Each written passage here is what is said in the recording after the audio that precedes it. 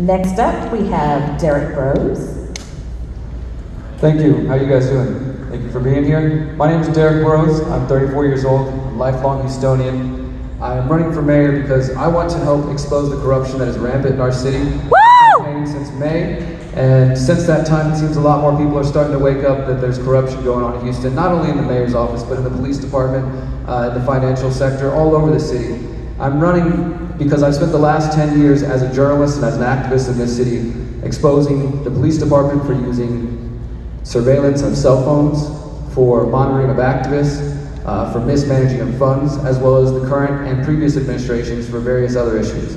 After experiencing that for the last 10 years, going to city council, confronting them as a journalist, and being shut down at every turn, I decided to enter the race and to use my experience in those areas, as well as a small business entrepreneur, to try to bring some common sense to this race. And truly what we're trying to do is to get the people of Houston to start talking about issues that matter, that I think as the fourth largest city we could be taking a much bigger footprint on. These issues include ending the drug war in Houston.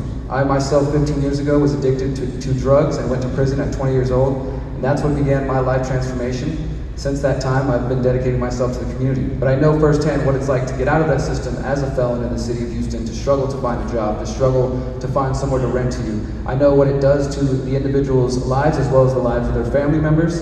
And while Houston has started this through a diversion program under the current DA, I want to completely decriminalize cannabis for recreational, medicinal purposes, as well as for industrial hemp farming purposes to help with flooding. We are bringing a lot of new ideas to the table to help pay for the firefighters and take care of some of the more typical local issues, but we're doing it in a way that doesn't involve taxing you, doesn't involve creating new bureaucracies, and can actually put Houston on the forefront to be the leader in a lot of new industries.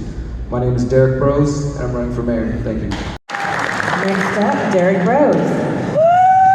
All right, so main issue here, I think it's sort of parroting some of what has been said. There's flooding, there's concerns about crime, there's concerns about the police. I mentioned a couple other issues that people have brought to my attention, like the drug war, as well as just a number of infrastructure issues. But at the end of the day, I do think that Mr. Ujami has it correct that the mayor position is too strong. Unfortunately, I don't think he has the right solution. He's calling for a general city manager. We've seen that in places like Detroit and other cities where that person just turns into a dictator, just like the current mayor is. Because it is the position itself. It was the same position with Anise Parker. The council members can tell you that if they put something forward and the mayor is not interested, whether that mayor is a Busby, a Turner, or Parker, if they don't like it, they can say no and they can stop it from going forward. That means your issues will be ignored. We need to decentralize the power of the mayor, give it back to the people so that your concerns are actually heard. That's the big problem that we're seeing. And yes, that tends to lead to corruption elsewhere, because if you know that you don't have to be beholden to the people, well then you do whatever you want. But it's not just a problem with Mr. Turner. It's a problem with any of the mayors coming in. Thank you. Rose?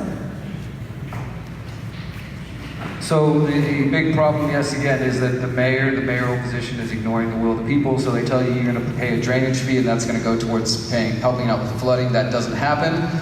I mean, is there any wonder people are losing trust in politics and the mayor's office? The answer to this, of course, is to decentralize the mayor's power, as we already talked about. But also I have a plan that we're calling Hemp Houston. It's a 4-part plan that does involve one of the simplest steps we can take, cleaning up the bayou, actually cleaning up the bayou, removing the debris and the vehicles that are within the bayou, as well as working on the drainage, and as well as getting the right funds to go to the right places. But also we are working with local groups here to talk about bringing hemp and other native plants to plant along the bayou to help with flooding and erosion. And also we need to bring permaculture here. I am working with permaculture experts from around the world that are ready to come to Houston for us to design the city of the future, because we have to accept we live in an unsustainable area, and it's only going to get worse if there's any indication that we can see the way the weather's going. So we need to prepare for that. Thank you.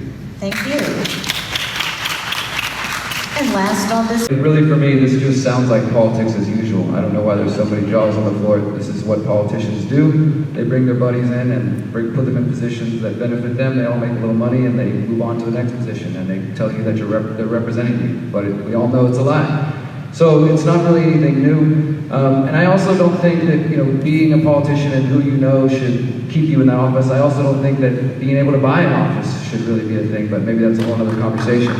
I think that when we're talking about an area of corruption, I'd like to point you to another area that has to do with corruption. It threatens the environment, it threatens your privacy, it deals with local power, local control, and that is the issue of the 5G technology rollout that some of you may have heard about. There's an increasing amount of people who are questioning the safety of this technology, as well as, again, threats to privacy.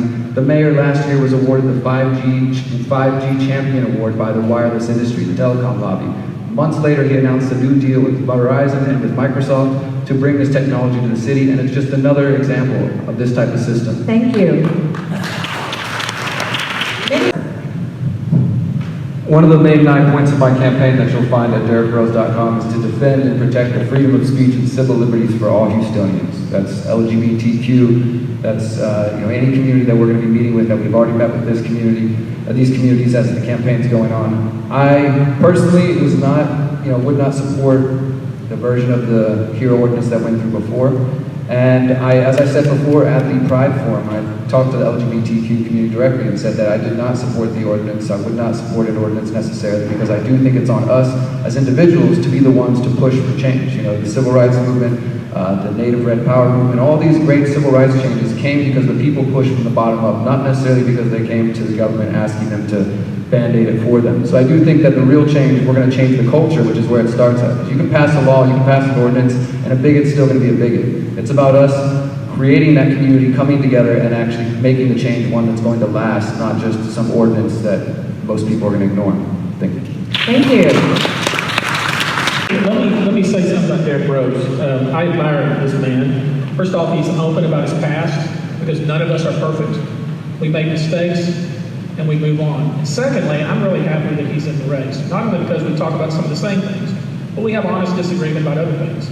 And what I'm hoping is because I know the folks that support him are very energized. Many of them are young, and we need more young folks involved in the democratic process, and specifically in the city of Houston race, because the things we're going to be doing over the next 4 years, 8 years, 12 years, those are the folks that are going to be impacted by that. So I appreciate you running and wish you all the luck. Thank you, John. What we're doing at derrickbroze.com, but really the main reason I'm doing this, the main thing I want to leave you guys with, is that we have career politicians in the race, we have career politicians running the city already, and we have people who think they can buy the race, and that what matters most is how much money you have. I'm trying to do something different, and as others have noticed, we are building a movement, a grassroots movement that is growing among all Houstonians, definitely Houstonians, but Houstonians across the board who are sick of the same old thing that they've seen, who are sick of just watching people come into power and keep padding their pockets and keep bringing their buddies in office. I will use the skills that I've developed as a journalist over the last decade to continue exposing the corruption from within that position, helping you get the services that you want, helping move Houston forward in a way that actually respects the people and help amplify the voices of Houstonians. I ask again that you check out derrickbroze.com to find out more what we're about, and thank you guys for being here. Thank you.